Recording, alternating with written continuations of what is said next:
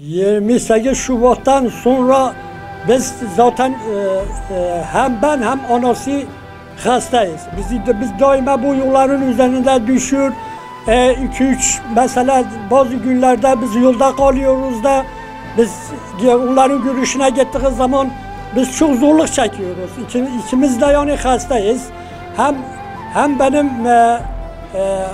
gözüm mesela hastalığım vardır, hem de mesela romatizm de vardır. Ben öyle arabada gittiği zaman 2 gün benim ayağımı şişiyorlar yani. Bu mağdurları biz çok çektik. Anası da kalp hastalığı vardı, bir de tansiyonu, şekeri vardır anası da. Biz bu şeyde çok zorluk çekiyoruz gidip gelmesine. Oğlum bu hemen bir sene oldu. Cezaevindeyken evlenmişler. Hatta bir kız çocuğu da vardır yani.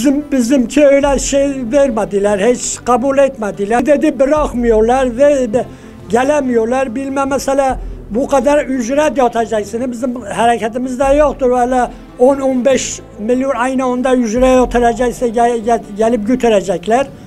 Göndermediler. Biz yalnız gelinliği getirmişik eve. Orada da biz arkadaşı milletimiz gelmiştir. Biz bir yemek vermişler. Biraz şey etmişler. Ondan sonra gelimizi getirmişik eve. Vallahi çok zorlu bir şeydi. Biz o düğünde öyle hep ağladı. Vallahi ben kendim şahsen gittim gelinimi getirdim. 2 güne kadar ben ağladım orada. Dedim gelini getirmişim.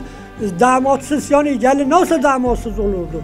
Benim oğlum orada cezaevinde orada ağlıydı. Benim gelinim evde ağlıydı. Ben de evimde ağlıydım yani.